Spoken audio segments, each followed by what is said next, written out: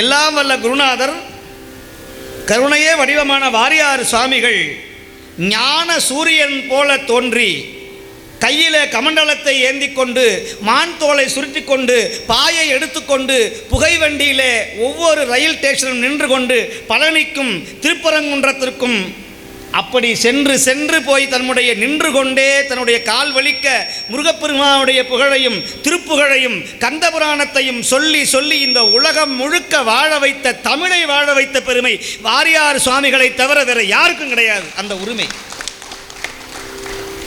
நான் இதை ஏன் சொல்கிறேன் அப்படின்னா, இந்த வளர்ற பிள்ளைகள், இளைஞர்கள், என்னுடைய இளைஞர் சமுதாயங்கள் வாரியார் சுவாமியினுடைய புகைப்படத்தை தயவு செய்து உங்கள் வீட்டில் வச்சு வழிபாடு செய்யுங்கள். வாரியார் சுவாமிகள் இல்லைன்னா இன்றைக்கி தேவாரம் கிடையாது, திருவாசகம் கிடையாது, திருப்புகழ் கிடையாது, இவ்வளவு புரட்சி வந்திருக்க வாய்ப்பு கிடையாது. பல ஓதுவா மூர்த்திகளை ஆதரித்தவர் வாரியார் சுவாமிகள். அன்னைக்கு இருந்த முதலமைச்சர்கள் எல்லாம் போய் வாரியார் சுவாமி கிட்ட, சுவாமி உங்களுக்கு என்ன வேணும் அப்படின்னு கேட்டால், நம்முடைய சாமி நினைத்திருந்தார்னா அன்னைக்கே மெட்ராஸில் ஒரு 5 பங்களா வாங்கியிருக்கலாம், அமைச்சராக இருக்கலாம்.